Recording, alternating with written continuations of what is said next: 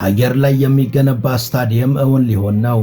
ከመሬት 350 ሜትር ከፍታ ላይ የሚገነባው ይህ ስታዲየም ሳውዲ ለምታዘጋጀው የ2034ቱ የዓለም ዋንጫ ታስቦ የሚገነባ ነው።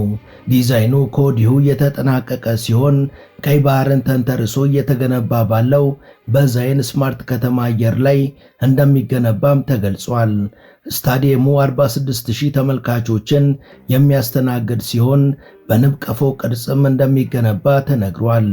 $1 ቢሊዮን የተበጀተለት ይህ የአየር ላይ ስታዲየም የቅድመ ግንባታ ስራዎቹ እየተከናወኑ ሲሆን መደበኛ ግንባታው ከአንድ ዓመት በኋላ በ2027 ይጀመራል ተብሏል።